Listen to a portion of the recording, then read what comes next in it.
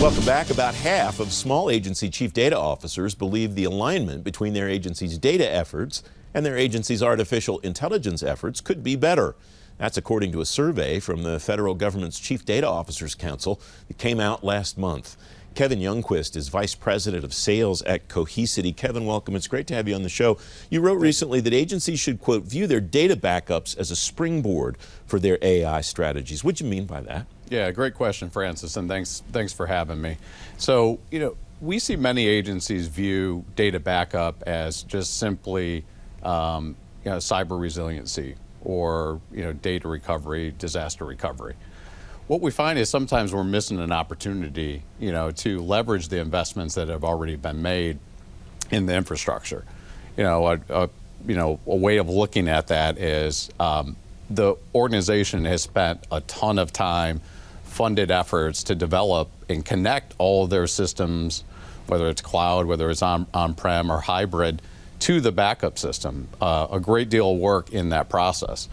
And the modern data protection the systems can now basically embed AI into the backup streams and give you a true data management, where what you're going for in AI is a clean, deduplicated copy of all your data. So essentially the hard work is done. And so we find, and one of our Chief Technology Officer at Cohesity came out of the DoD, was the Chief Data and Artificial Intelligence Officer. And he likes to say, look, you've done the hard work of connecting everything. You have one good copy of all your clean data. You could leverage that, and it really becomes work smart rather than hard.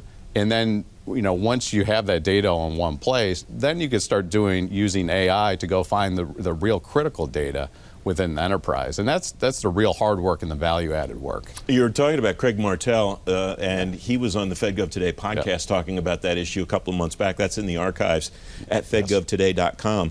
You said agencies already have vast amounts of data being backed up daily. That sounds like a tremendous resource to be able to accomplish both the things that you just talked about, the cyber resilience element and the data backup element. Am I on the right track there? Yeah, you're definitely on the right track. And I think what organizations can do is leverage that investment, like I said, and it becomes an efficiency play.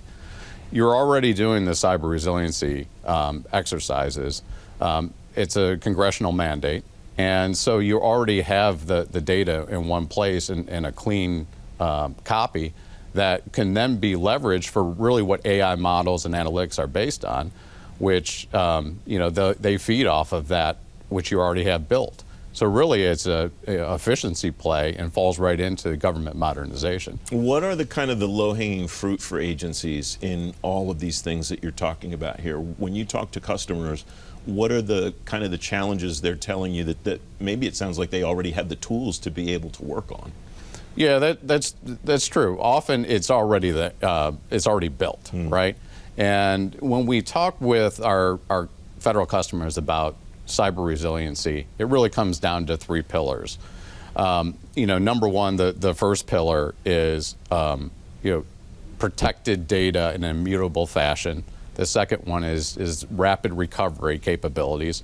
And the third is the ability to prevent issues by scanning for threats proactively.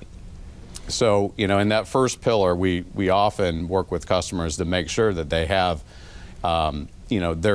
their most critical data in a position where it can't be tampered with, it can't be erased by any nefarious actors or state-sponsored entities, and that it's air-gapped.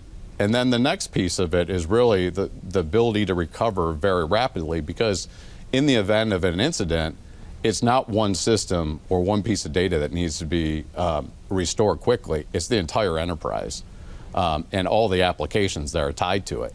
And so having a modern backup system and a modern data protection platform that can do that, and then also add in the cyber resiliency elements too, that involves scanning and threat detection, so you could prevent issues before they become before a small issue becomes a very large issue in an enterprise.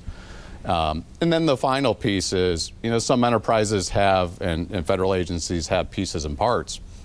It's really the unification of all those all those tools and capabilities in a single unified platform rather than trying to cobble it together with point solutions.